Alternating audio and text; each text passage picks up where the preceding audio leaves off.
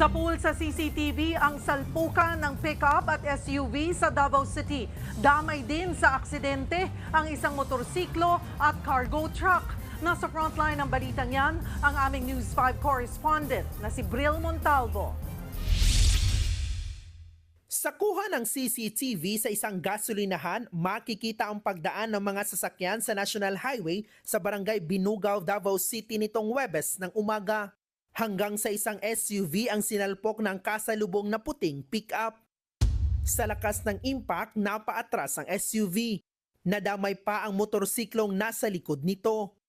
Nakatayo pa ang angkas nito at paika-ikang tumabi. Sugatan naman ang driver at babaeng sakay ng SUV.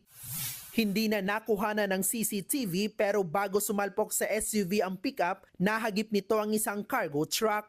Itong cargo truck is nag-stop siya about to cross the road and then sumunod itong pickup. Bumangga yung likurang bahagi niya sa naka-stop na cargo truck. Ayon sa mga pulis, matulin ang pagpapatakbo ng driver ng pickup kaya nawalan ito ng kontrol sa manibela. Naka-admit pa rin sa ospital ang mga sakay ng SUV. Ligtas naman ang driver ng pickup at mga sakay ng motorsiklo.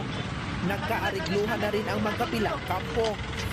Nangako ang driver ng pickup na sasagutin ang gastusin sa pagpapaospital ng mga biktima. Nagbabalita mula sa frontline, Bril Montalvo, News 5, Mindanao. Mga kapatid, Cheryl Cosim po, huwag maging huli at maging una sa lahat sa balitaan. Para sa tuloy-tuloy na talakayan sa frontline, mag-follow at mag-subscribe sa social media pages ng News 5.